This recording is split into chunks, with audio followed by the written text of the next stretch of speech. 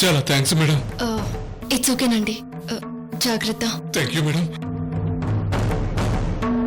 రత్నప్రభ గారు ట్రీట్మెంట్ పట్ల సడన్ గా ఇంట్రెస్ట్ తగ్గించారు. అంటే వంశీ హెల్త్ కండిషన్కి అవుట్ హౌస్కి సంబంధం ఉందంటారా? ఎస్, ఉంది.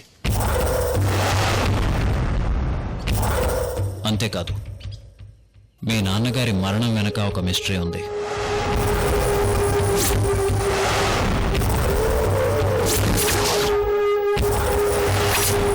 ఆ తులసి కోటకి మీ వంశీ మెంటల్ అప్సెట్కి కూడా లింక్ ఉంది. మీరు అడిగిన దాంట్లో సమాధానం చెప్పలేని విషయం కానీ, లేదంటే తనకి ఇష్టం లేని విషయం కానీ ఏమీ లేదు. బట్ వంశీ హెల్త్కి మీరు చెప్పేవాటికి ఏంటి సంబంధం? పైగా మా నాన్నగారు మరణం వెనుక మిస్టరీ ఉందంటారేంటి? నాకేం అర్థం కావడం లేదు. వంశీ ట్రీట్మెంట్ విషయంలో నా ఎక్స్పెక్టేషన్స్ ప్రకారం నేను కొన్ని విషయాలు ఫిక్స్ అయ్యాను. బట్ అవి నిజం అవునో కాదో తెలియటానికి కొంత టైం పడుతుంది. నా మాటలు విని మీరు టెన్షన్ పడకండి. జస్ట్ పార్ట్ ఆఫ్ ట్రీట్మెంట్ అంతే. మీరు సీరియస్గా ఆలోచించకండి. ఓకే. నా అబ్జర్వేషన్లోకి వచ్చిన ఈ విషయాలన్నీ ఒక్కొక్కటిగా అనలైజ్ చేసుకుంటూ వస్తున్నాను. ఈ ప్రాసెస్లో నాకు పూర్తి డీటెయిల్స్ కావాల్సి వచ్చింది. బట్ ఆ డీటెయిల్స్ ఏవి రత్నప్రభ గారు చెప్పడానికి ఇష్టపడట్లేదు.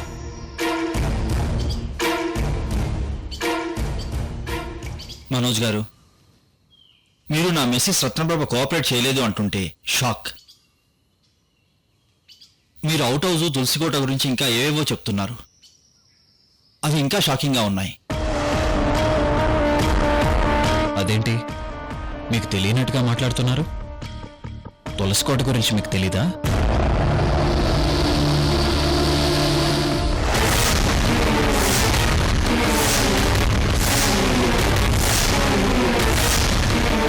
పోనీ మీ నాన్నగారు ఎలా చనిపోయారో మీకు తెలుసా?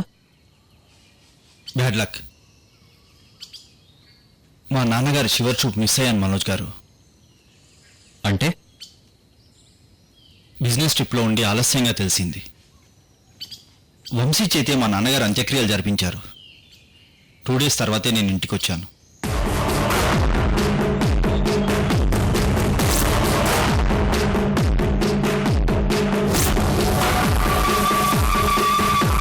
అంటే సృజన్ గారికి అవుట్ హౌస్ విషయంలో కానీ తులసికోట విషయంలో కానీ ఎలాంటి క్లారిటీ లేదు. అంతా రత్నప్రభ గారికే తెలుసు.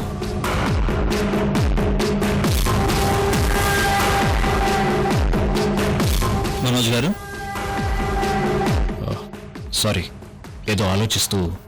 మనోజ్ గారు, ఇంటి బాధ్యతలన్నీ రత్నప్రభే చూసుకుంటుంది. నేను ముందు నుంచి బిజినెస్ వ్యవహారాల్లో బిజీగా ఉండేవాడిని. ఇంట్లో ఏం జరుగుతుందో నేను పెద్దగా పట్టించుకునేవాడిని కాదు. అన్నీ రత్నప్రభకే వదిలేసేవాడిని.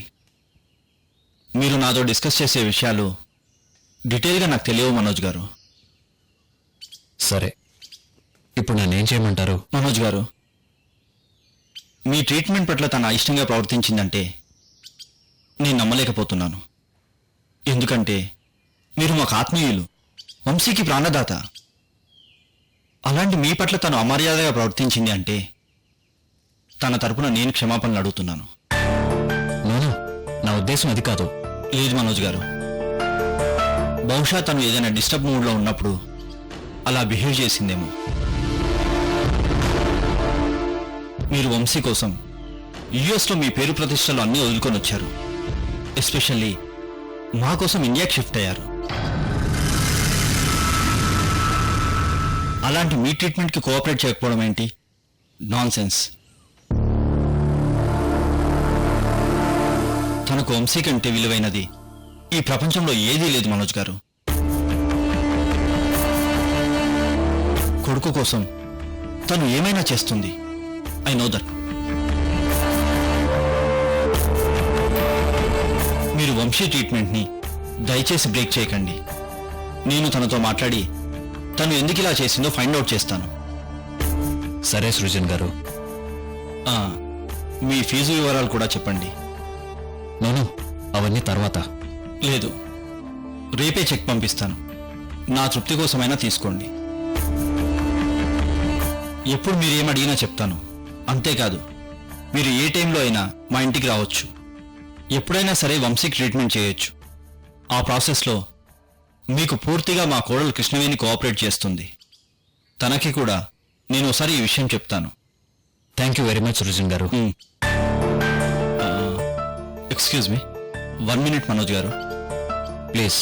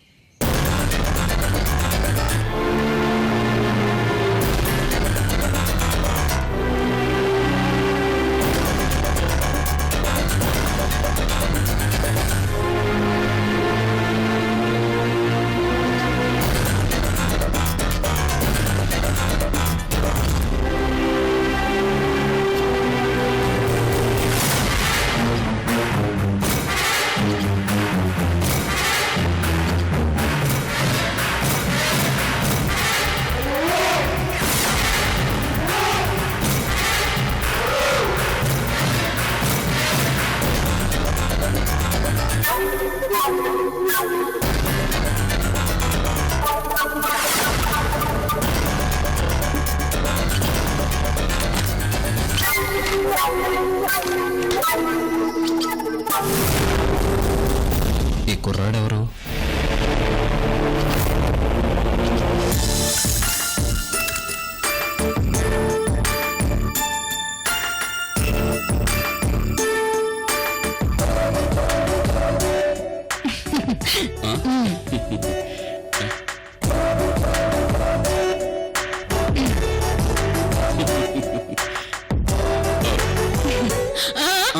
ప్రసాదమయ్యా.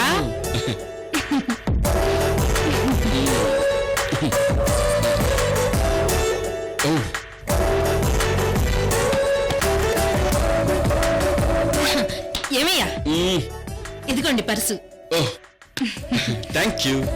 ఫోన్ తీసుకున్నారా? నా దగ్గరే ఉందే. బండి కేసు ఏం మర్చిపోలేదు కదా? ఏం మర్చిపోలేదు గాని నేను రత్నప్రభ గారి ఆఫీసులో జాబ్ ట్రయల్స్ లో ఉన్నానని అన్నయ్యకి చెప్పకపోతే ఎలాగే? కొట్టానంటే గొప్ప గుయ్యమంటాది. ముందు ఉద్యోగం సెటిల్ చేసుకుని రండి, ఆ తర్వాత చూద్దాం. ఏంది? సరే సరే, అలాగేలే. మీరు నా మాట విన్నారనుకోండి, రోజు కిస్మిస్ కిస్మిస్. లేదంటే వద్దనకే, నీ మాటే వింటాను. సరేనా? అలా రండి దారికి. పెళ్ళాని చెప్తే వినాలయ్యా. వింటున్నాను కదే. అట్టాగే మా అమ్మ సంగతి కూడా చూడండి అయ్యా. విజయవాడలో ఎక్కడ తప్పిపోయిందో ఏమో. మరదే, నేను రేవుకెళ్ళి తీసుకొస్తానంటే నువ్వేమన్నావే? మా అమ్మ కృష్ణానదిలో దూకి ఈదుకుంటూ ఈదుకుంటూ వచ్చేస్తుంది అన్నావు. ఏది వచ్చిందా? అందుకే మొగుడు చెప్తే వినాలే.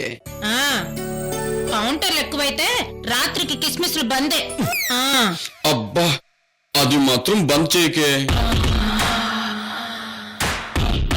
బుద్ధిగా ఉద్యోగం చేసుకుని మీ అమ్మని తీసుకుని వచ్చేస్తాను. సరేనా? All the worst. ఒసే ఒసే, ఆల్ ది వరస్ట్ అంటావేంటే? శుభవాన్ వెళ్తుంటేను నీ వచ్చి ఇంగ్లీష్ తో నిన్ను. నాకు తెలుసులేవయ్యా. All the break. ఆపేయి, నువ్వు ఏం చెప్పబోతున్నావో నాకు తెలుసు. ఆపేయి, దాన్ని అక్కడే ఆపేయి. ఏమే అందంగా ఎదురు రావే చాలు. అట్నే.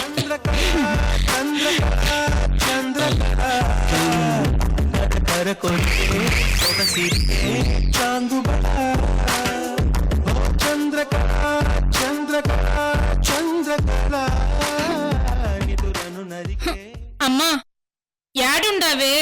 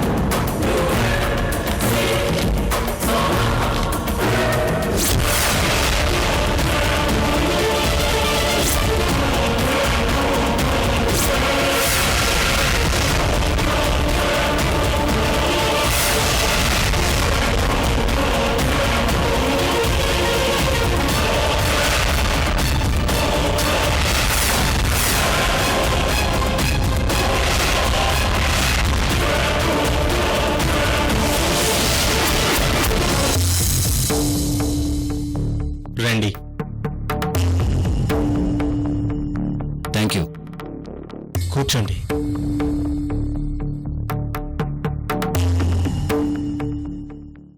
ఒక్క నిమిషం.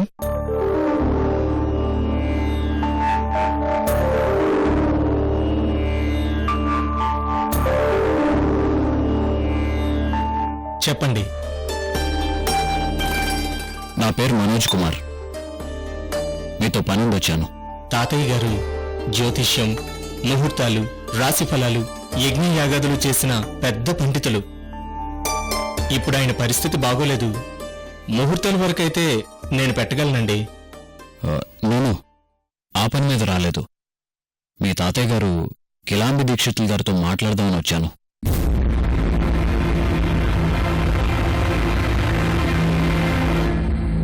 ఏ విషయం గురించో తెలుసుకోవచ్చా? మీ తాతయ్య గారు ఒకప్పుడు జమీందార్ రత్నప్రభు గారి ఫ్యామిలీకి పర్సనల్ పండితులని తెలుసుకుని వచ్చాను.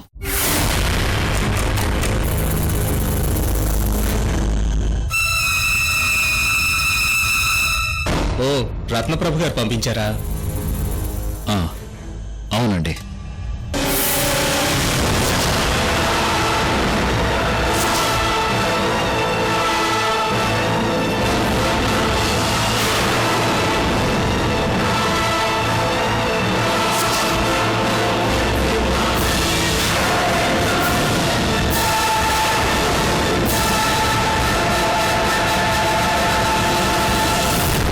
నేను రత్నప్రభు గారి అబ్బాయి వంశీకి ట్రీట్మెంట్ ఇవ్వడానికి యుఎస్ నుంచి వచ్చిన సైకియాట్రిస్ట్ని.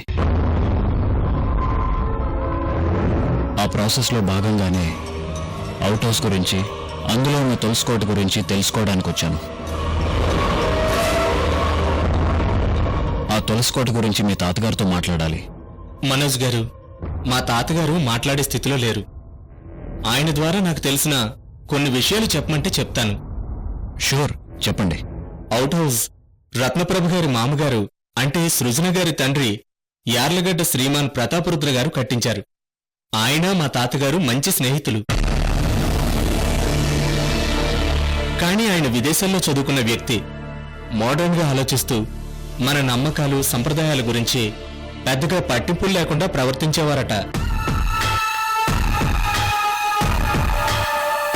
అవుట్ హౌస్ లో 150 ఏళ్ల క్రితం నాటి ఒక సమాధి ఉంది.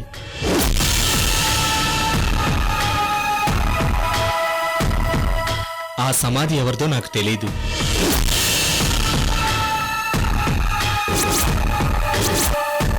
అవుట్ హౌస్ పక్కనే మోడర్న్ బిల్డింగ్ కట్టించి కొడుకు కోడలికి గిఫ్ట్ గా ఇద్దామనుకున్నారు. బిల్డింగ్ కన్స్ట్రక్షన్ చేయడానికి సమాధిని తొలగించాల్సి వచ్చింది.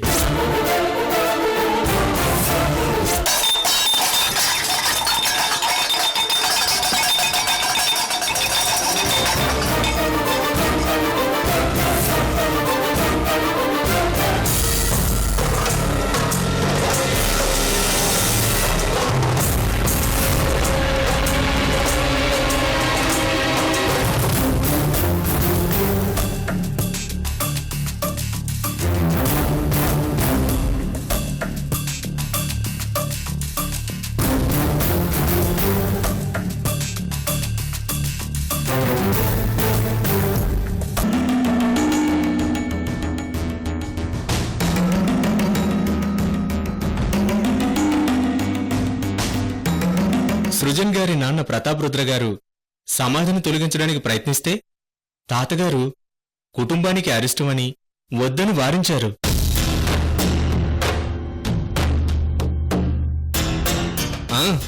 తాతగారి మాట తాత్కాలికంగా విన్నా స్వతహాగా సృజన్ తండ్రి మొండి మనిషి.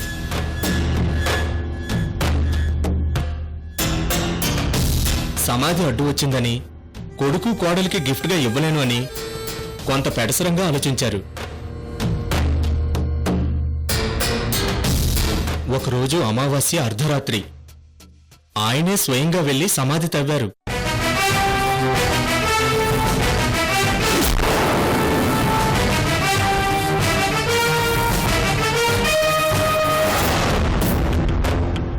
ఆ సమాధిలో శవపేటికలా ఓ పెద్ద పెట్టె బయటపడింది. దాన్ని ఆయన తెరిచారా లేదా, అందులో ఏమున్నది ఏంటి అన్నది ఆయనకి తప్ప ఇంకెవ్వరికీ తెలీదు. అందులో ఏముందో మరుసటి రోజు అందరికీ ఆయన చెప్తారు కదా. తెల్లవారాక ఆయన అక్కడే చనిపోయి ఉన్నారు.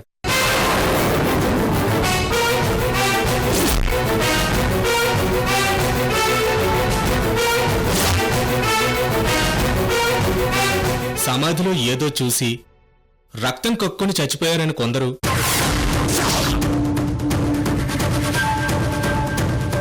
ఆ ఇంటి పెద్ద కోడలికి సృజన్ తండ్రికి మధ్య గొడవలున్నాయని, ఆవిడే మామగారిని చంపిందని ఇలా పుకార్లొచ్చాయి.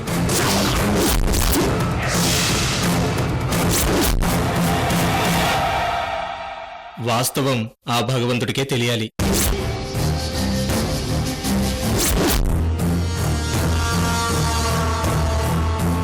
మరి సృజన్ నాన్నగారు సమాధి తవ్విన రాత్రి ఆయన ఏం చూశారో కోడలు రత్నప్రభ గారికి కానీ కొడుకు సృజన్ గారికి కానీ చెప్పలేదంటారా? ఏమో నాకు తెలీదు. ఈ విషయాలన్నీ తాతగారు బాధపడుతూ అప్పుడప్పుడు నాకు చెప్పేవారు. అదే నేను మీకు చెప్పాను.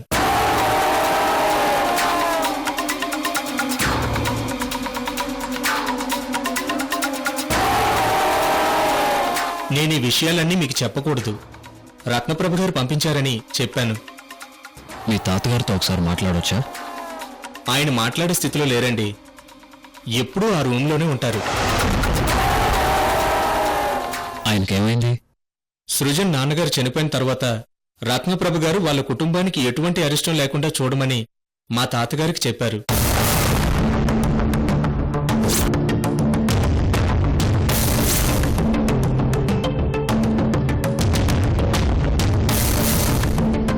ఒకరోజు ఆ సమాధి దగ్గర శాంతియాగం చేసి సమాధికి ఒకవైపు తులసికోట పెట్టారు.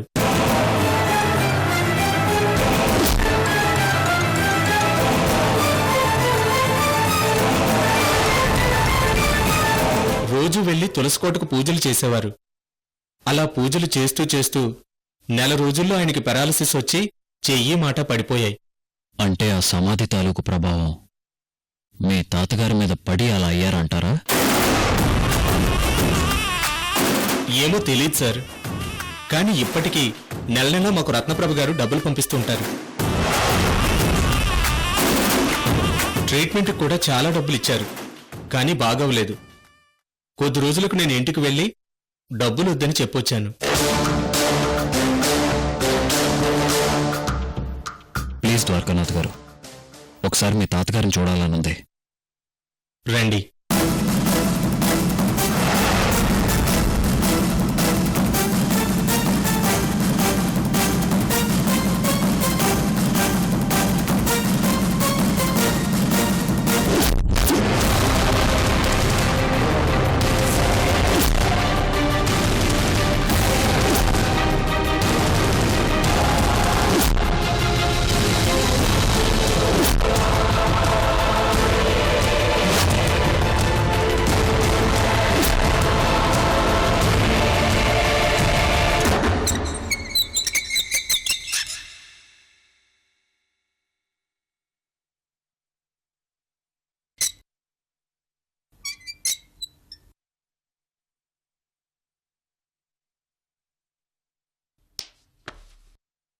తాతయ్య గారు, మిమ్మల్ని చూడ్డానికి రత్నప్రభ గారు పంపించిన సైకియాట్రిస్ట్ వచ్చారు. మిమ్మల్ని చూస్తారట.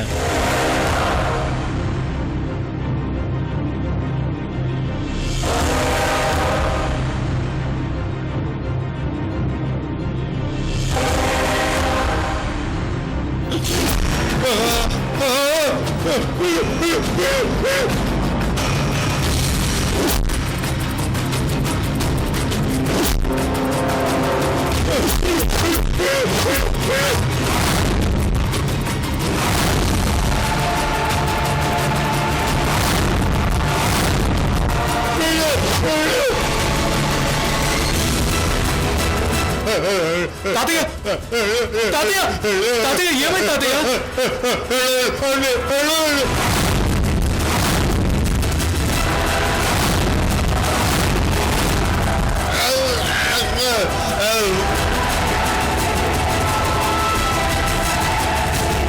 తాతగారు, తాతగారు, ఏమైంది తాతగారు?